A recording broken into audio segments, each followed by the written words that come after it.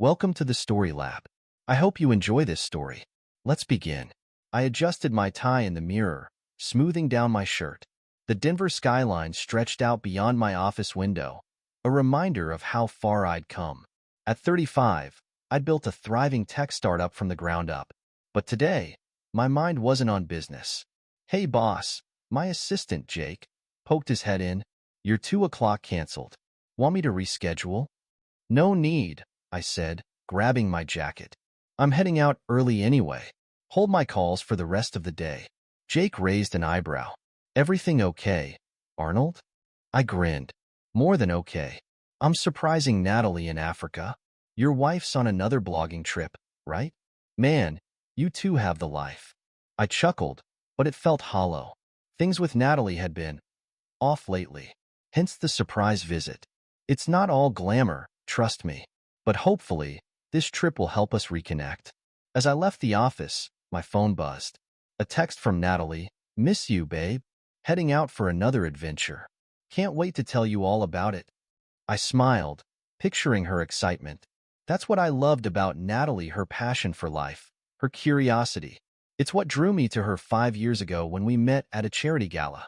She was just starting her travel blog then, wide-eyed and full of dreams. I was impressed by her drive, her fearlessness. We clicked instantly, and within a year, we were married. The cab ride to the airport was a blur of anticipation and nerves. What if she wasn't happy to see me? What if this trip was a mistake? First time in Africa? The driver asked, noticing my fidgeting. No, but first time surprising my wife there, I admitted. He chuckled. Bold move, my friend. Hope it works out for you. Me too, I muttered. At the airport, I caught sight of myself in a reflective surface. Dark hair slightly tousled, blue eyes betraying my mix of excitement and anxiety. I took a deep breath. This was going to work. It had to. The flight was long, giving me plenty of time to second-guess myself.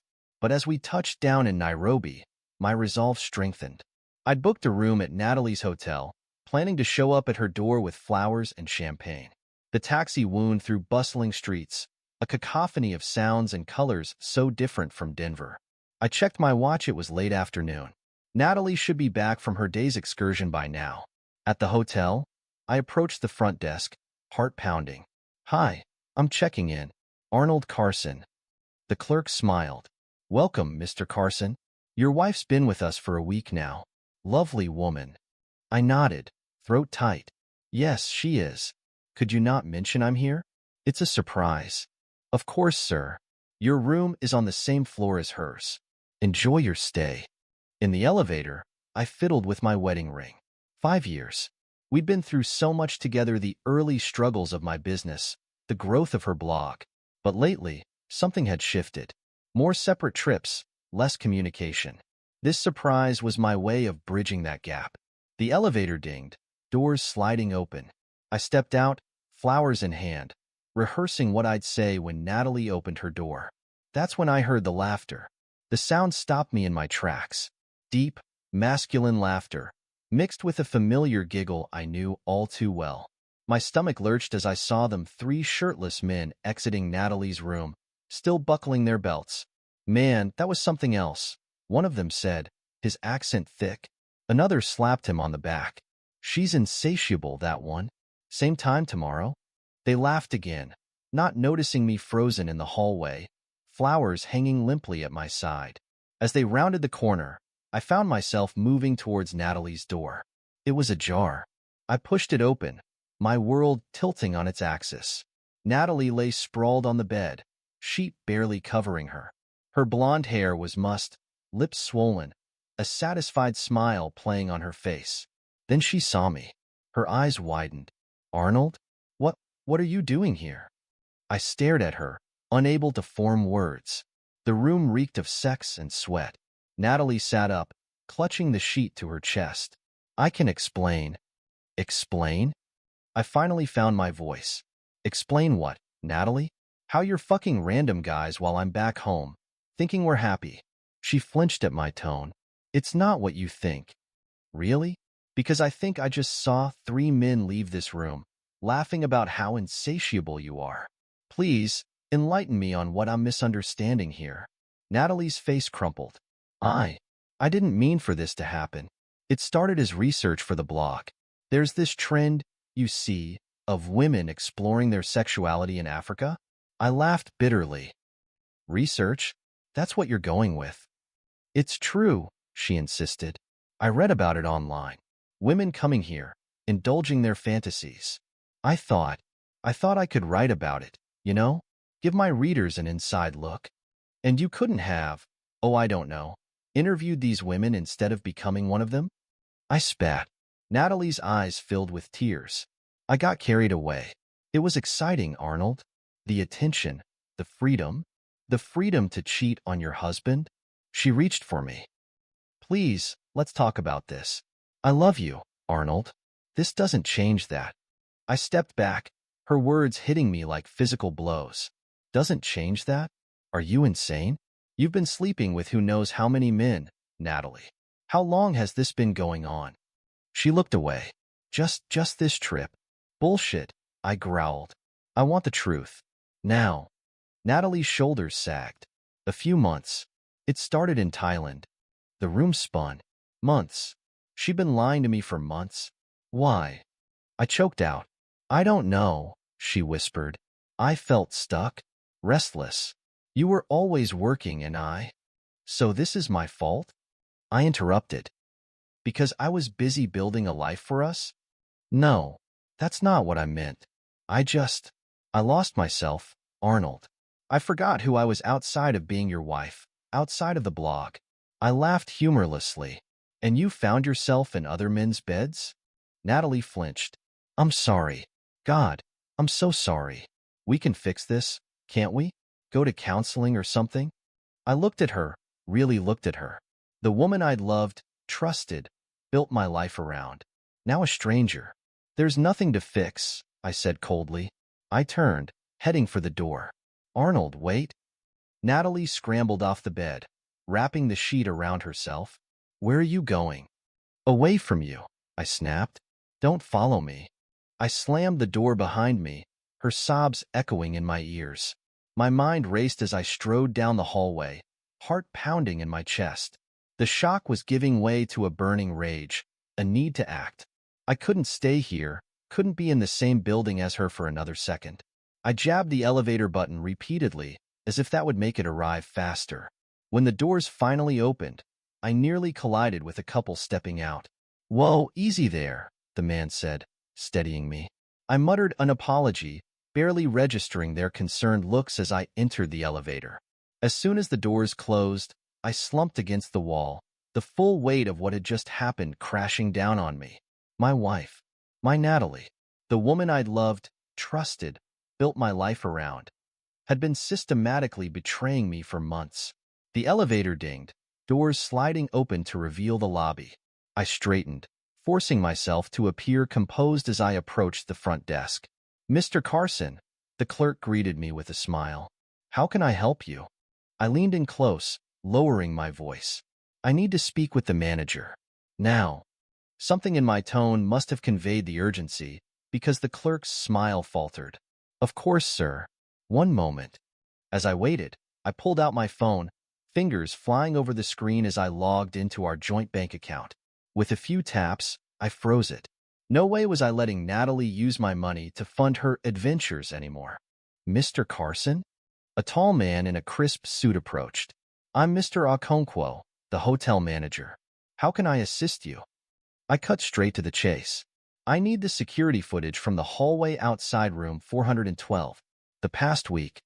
Mr. Okonkwo's brow furrowed. I'm afraid I can't just hand over security footage, sir. There are privacy concerns. I pulled out my wallet, extracting several large bills. I understand completely. Perhaps this will ease those concerns? He hesitated, eyeing the money. I pressed on. Look, I just caught my wife cheating on me. Multiple times, apparently. I need proof for the divorce proceedings. You'd be doing me a huge favor. Mr. Okonkwo's expression softened slightly. I see. That's a difficult situation, Mr. Carson. Still, I can't simply. I added another bill to the stack. Please, I'm begging you. He sighed. then nodded almost imperceptibly. Wait here. 10 minutes later, I had a flash drive in my pocket and was heading for the airport, my hands shaking as I hailed a taxi. Where to, sir? The driver asked. Airport, I said tersely. Fast as you can. As we wove through traffic, I pulled out my phone again, dialing my lawyer back in Denver. Jim? It's Arnold. I need you to start divorce proceedings immediately. No, I'm not joking. I just caught Natalie cheating. Multiple times. Yes, I have proof. I'm heading back now. Meet me at my office first thing tomorrow. I ended the call, ignoring the string of texts coming in from Natalie. Each vibration of my phone stoked the fire of my anger. At the airport, I managed to get on the next flight to Denver, my mind churning the entire time. By the time we landed, I had a plan. I headed straight for my office, knowing I wouldn't be able to face our empty house. As I walked in, Jake looked up in surprise. Arnold? I thought you were in Africa. Change of plans, I said curtly. I need you to do something for me. I handed him the flash drive. Put together a video. Use any footage showing Natalie entertaining her guests. Keep it PG, but make it clear what's happening.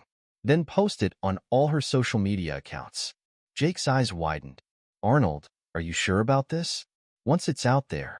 I'm sure. I cut him off. She made her choice. Now she can deal with the consequences. As Jake got to work, I sat at my desk, staring at the framed photo of Natalie and me on our wedding day. With a sudden burst of anger, I swept it off the desk, glass shattering on the floor. My phone buzzed again. Natalie. This time, I answered. Arnold, please, she sobbed. I'm sorry. I'm so sorry. I need help. I can't get home without money. Please. You should have thought of that before you decided to fuck half of Africa, I snarled. That's not fair. It wasn't like that. Please, just listen to me. I cut her off. No, you listen. We're done. Natalie. I'm divorcing you. Don't bother coming home. There's nothing left for you here. I hung up, blocking her number. As I set the phone down, Jake appeared in the doorway. It's done, he said quietly. The video's up. I nodded, a grim satisfaction settling over me. Good. Now go home, Jake. And thanks. He hesitated. Are you gonna be okay, boss? I managed a weak smile. Eventually. Go on. Get out of here. As the door closed behind him, I leaned back in my chair, closing my eyes. The anger was fading now, leaving behind a hollow ache in my chest. I'd loved Natalie with everything I had, and in return, she'd shattered my trust, my heart, my entire world. But I'd be damned if I let her destroy me completely. Opening my eyes, I reached for my laptop. Time to start rebuilding my life without her. The next morning, I woke up on the couch in my office, my back stiff and my head pounding. For a blissful moment, I forgot why I was there. Then it all came crashing back. Jake knocked on the door, poking his head in. Arnold? You're here early. I sat up, rubbing my face. Never left. He frowned, stepping inside. The video.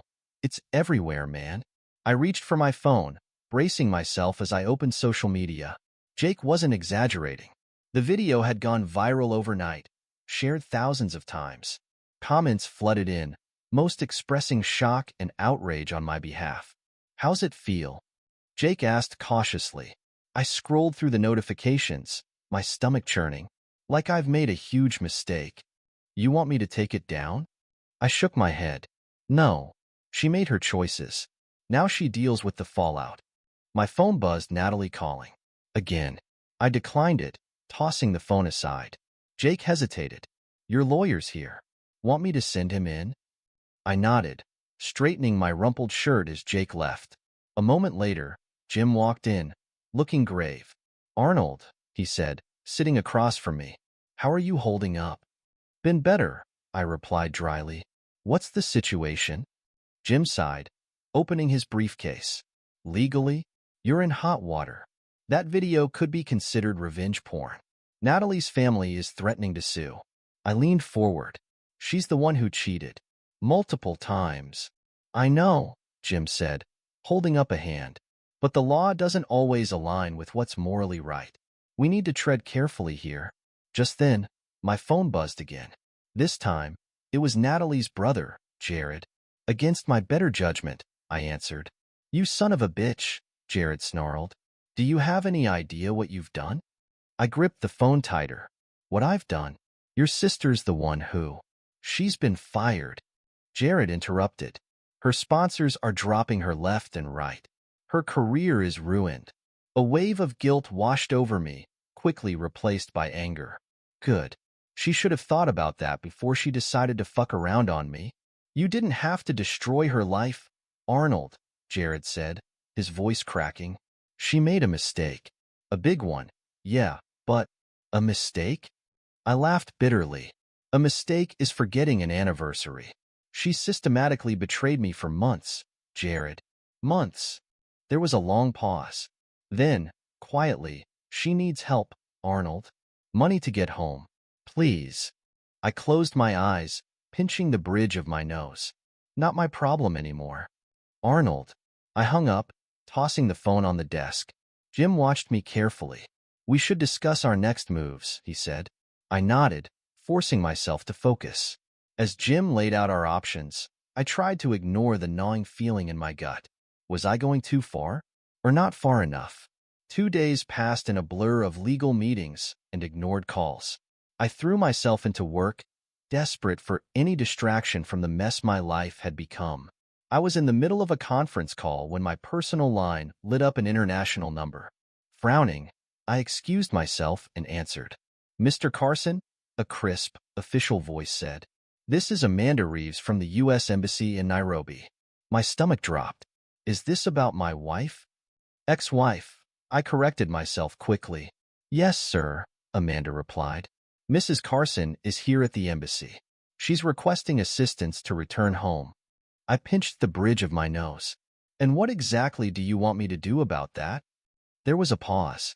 Sir, your wife, Mrs. Carson, claims you've left her stranded without access to funds or her return ticket. That's correct, I said flatly. Another pause. Mr. Carson, I understand you're going through a difficult situation, but… No, I interrupted. You don't understand. You have no idea what she did, what she's been doing for months. Sir, regardless of personal issues, we cannot simply leave an American citizen stranded in a foreign country. I laughed humorlessly. Watch me. Mr. Carson, please. If you could just speak with her. Fine, I snapped. Put her on. There was a shuffling sound. Then Natalie's voice came through, small and broken. Arnold. Something in my chest tightened. What do you want, Natalie? I'm sorry, she sobbed. I'm so sorry. Please, I just want to come home. You don't have a home here anymore, I said coldly. Arnold, please, she begged. I know I messed up. I'll do anything to make it right. Just, please help me get back. We can talk, figure things out. For a moment, I wavered. Then I remembered the sight of those men leaving her room, her casual admission of betrayal. No, I said firmly. You made your bed, Natalie. Now lie in it. Arnold. I hung up, my hand shaking slightly. Almost immediately, my phone buzzed with a text from Jared. How could you? Ignoring it, I dialed my lawyer. Jim? I need you to call Natalie's parents, her friends, anyone who might help her. Tell them if they send her money, I'll consider it a hostile act and respond accordingly in the divorce proceedings. Arnold, Jim said cautiously, are you sure about this? It's bordering on cruel. She didn't seem to care about cruelty when she was screwing around behind my back. I snapped. Just do it. As I ended the call, Jake appeared in the doorway. Everything okay, boss? I managed a tight smile. Peachy. How's the Miller account coming along? Jake hesitated, then seemed to decide not to push. On track. I'll have the proposal ready by tomorrow. Good, I nodded. That's good. As Jake left, I slumped in my chair, the weight of everything crashing down on me. Was I going too far? Or was this exactly what Natalie deserved? I pushed the thoughts aside, focusing on work. It was all I had left now. A week passed, then 2. I threw myself into work, barely sleeping, eating only when Jake reminded me. The video had been taken down after threats of legal action, but the damage was done. Natalie's career was in shambles, her reputation destroyed. I told myself I didn't care. I almost believed it. Then came the knock on my office door. I looked up to see Jim, my lawyer, looking grim. "What now?" I asked, already dreading the answer. Jim sat heavily in the chair across from me. "Natalie's back in the country." I froze. "How?" "Someone at the embassy took pity on her, apparently. Paid for her ticket home." I cursed under my breath.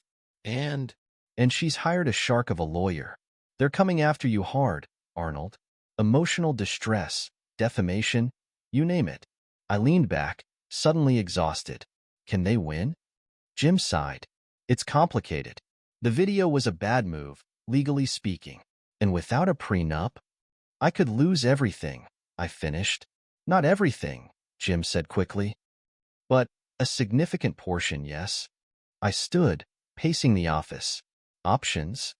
We fight it out in court. It'll be ugly, expensive, and there's no guarantee.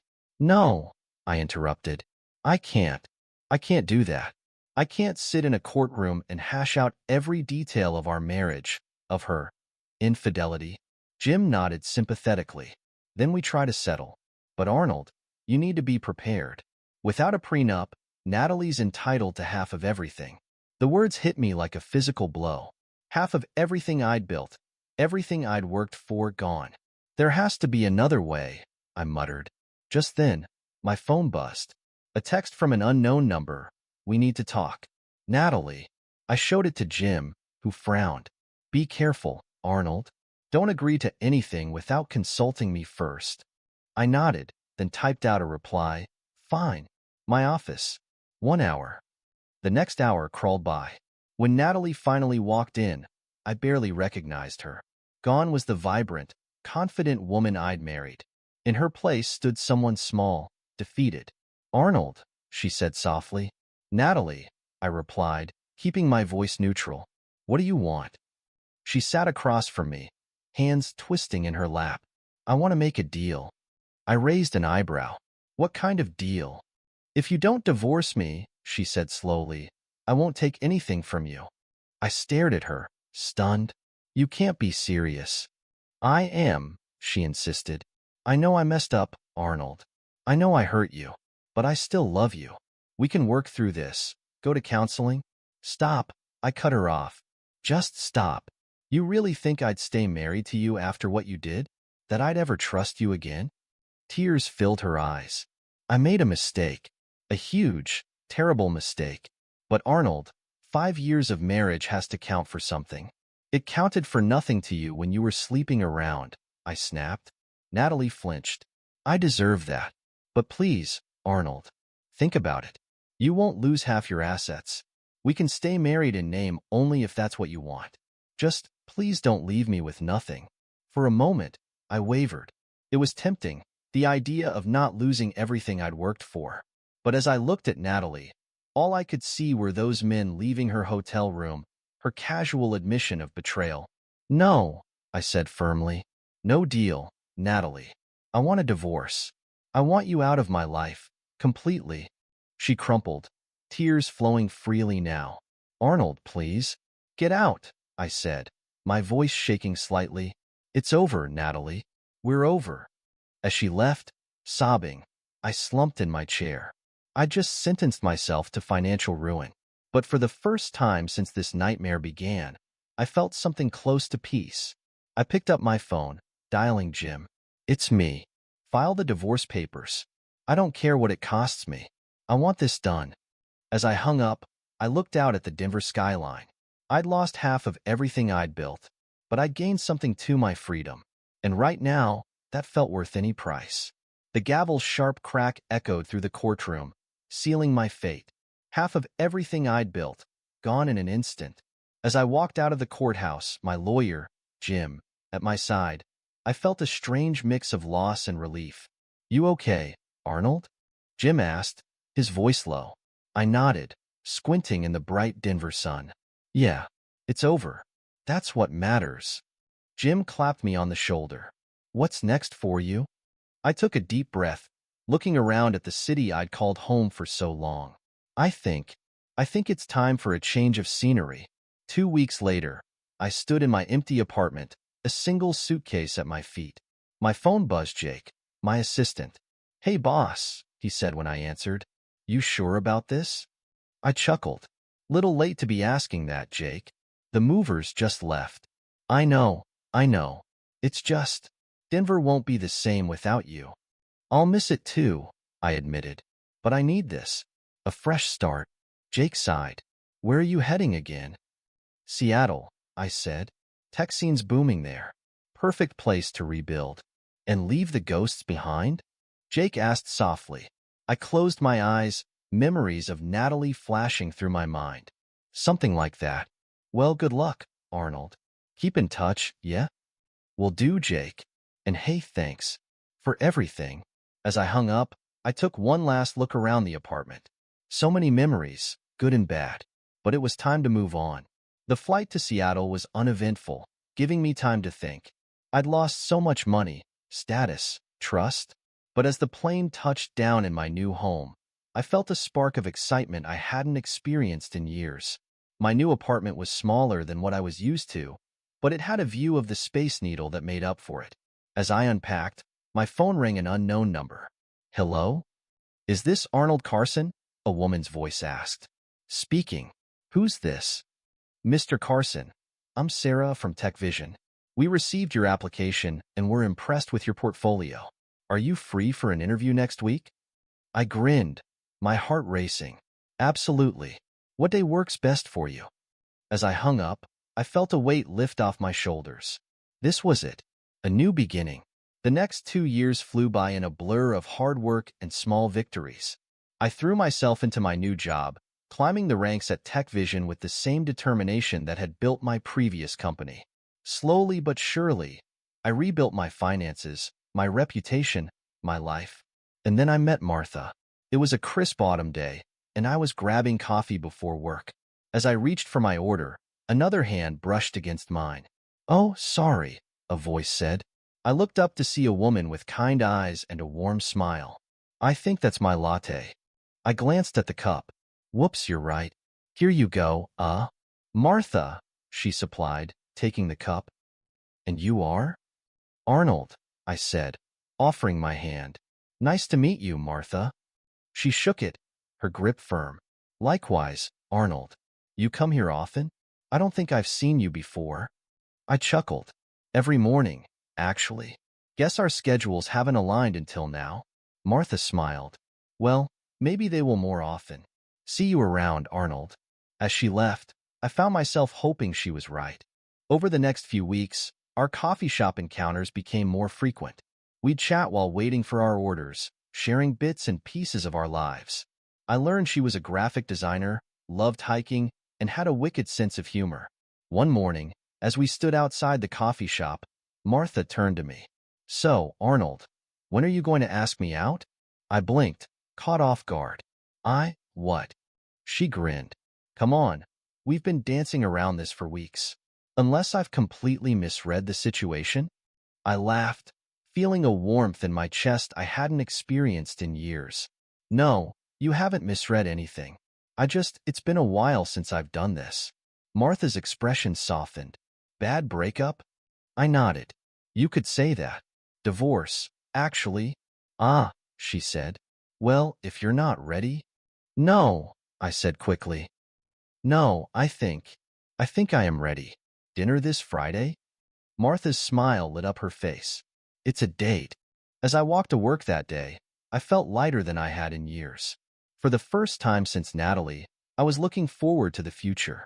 2 years after that fateful coffee shop meeting, Martha and I stood in our Seattle apartment, packing for a trip to Denver. "You sure you're okay with this?" Martha asked, folding a shirt. "We can still back out." I zipped up my suitcase, considering. "It's just a wedding, and Tom's been my friend for years. It'll be fine." Martha raised an eyebrow. "And the fact that your ex-wife might be there doesn't bother you?" I sighed, sitting on the bed. I'd be lying if I said I wasn't a little nervous. But I can't avoid Denver forever. And I want you to meet my old friends. She sat beside me, taking my hand. "I'm here for you, Arnold. Whatever happens."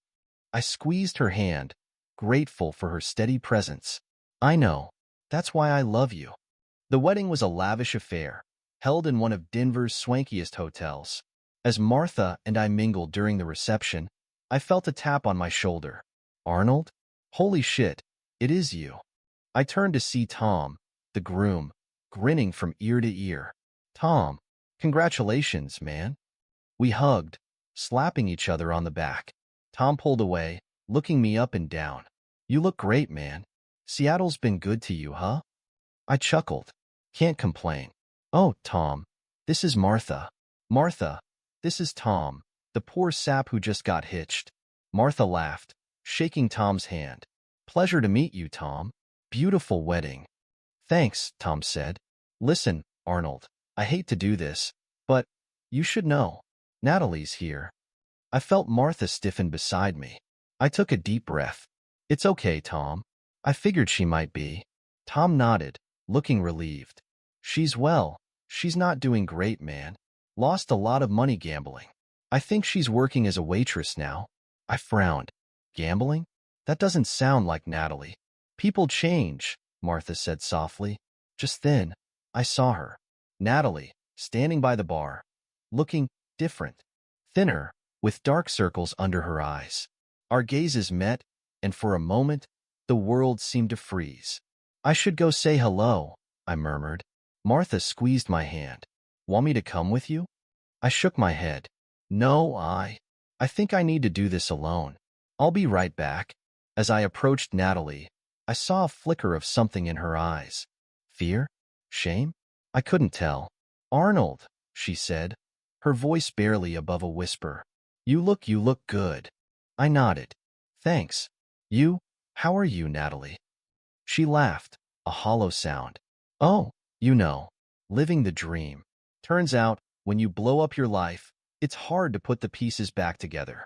I shifted uncomfortably. I heard. Tom said you've been having some trouble. Natalie's eyes hardened. That's one way to put it. Lost everything gambling. Turns out, the thrill of risking it all doesn't quite compare to, well, I winced. Natalie, don't. She cut me off. Don't pity me, Arnold. I did this to myself. I know that. We stood in awkward silence for a moment. Then Natalie's gaze shifted to something over my shoulder. Is that her? Your new girlfriend? I turned to see Martha watching us from across the room. Yeah, that's Martha. Natalie nodded. She seems nice. You seem happy. I am, I said softly. Natalie's eyes filled with tears. Good. That's good, Arnold. You deserve to be happy. I took a deep breath. So do you, Natalie. It's not too late, to turn things around. She wiped her eyes. Maybe. I don't know if I have it in me anymore. You do, I said firmly. The Natalie I knew was strong, determined. She's still in there somewhere.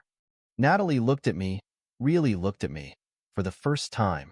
Why are you being so nice to me? After everything I did? I sighed. Because holding on to anger, it doesn't help anyone, least of all me. She nodded slowly. Thank you, Arnold, for everything. I'm so sorry for what I did to you. I know, I said. Take care of yourself, Natalie. I mean it. As I walked back to Martha, I felt a weight I didn't even know I was carrying lift from my shoulders. The past was the past. It was time to focus on the future. The rest of the wedding passed in a blur of champagne and dancing. As Martha and I swayed on the dance floor, I caught sight of Natalie slipping out of the reception hall. You okay? Martha murmured in my ear. I nodded, pulling her closer. Yeah, I think I am. Later that night, as we lay in our hotel room, Martha propped herself up on an elbow. So, want to talk about it? I sighed, staring at the ceiling. It was strange, seeing her like that. Part of me wanted to help her, fix things. Martha nodded. That's who you are, Arnold. You care. It's one of the things I love about you. I turned to look at her. But she smiled softly. But you can't fix everyone. Natalie has to want to help herself. I nodded slowly. I know. It's just, seeing her like that. It made me realize how far I've come. How lucky I am. Martha leaned in, kissing me gently. We're both lucky. The next morning, as we packed to head back to Seattle, there was a knock at our door. I opened it to find Natalie standing there, looking nervous. "Natalie?" I said, surprised. "What are you doing here?" She fidgeted with the hem of her shirt. I couldn't leave things like that. "Can we talk? Just for a minute?" I glanced back at Martha, who nodded encouragingly. "Sure," I said, stepping into the hallway. "What's up?" Natalie took a deep breath. "I wanted to apologize. Again. Properly this time. What I did to you. It was unforgivable. I know that." I leaned against the wall, studying her. "Why did you do it, Natalie? Really?" She laughed bitterly. "God, I ask myself that every day. I was restless, I guess. Bored. I thought I needed more excitement in my life. Turns out, I had everything I needed. I was just too stupid to see it." I nodded slowly. "We both made mistakes, Natalie. I wasn't perfect either. I got caught up in work, forgot to nurture our relationship." Natalie shook her head. "Don't do that, Arnold. Don't take on blame that isn't yours. This was me. All me." We stood in silence for a moment. Then Natalie spoke again, her voice soft. "Can you ever forgive me?" I took a deep breath, considering my words carefully. "Natalie, I think I already have. Not for your sake, but for mine. Holding on to that anger, that hurt, it was poisoning me. I had to let it go to move on." Tears spilled down Natalie's cheeks. "I don't deserve your forgiveness." I shrugged. "Maybe not, but you have it anyway. Use it. Build a better life for yourself. That's all I want for you now." Natalie nodded, wiping her eyes. "Thank you, Arnold, for everything. I hope you're happy. Really happy." I smiled, thinking of Martha waiting in our room. "I am. I really am." As Natalie turned to leave, I called out, "Hey, Natalie?" She looked back. "Yeah. Take care of yourself, okay? I mean it." She managed a small smile. "I will. Goodbye, Arnold."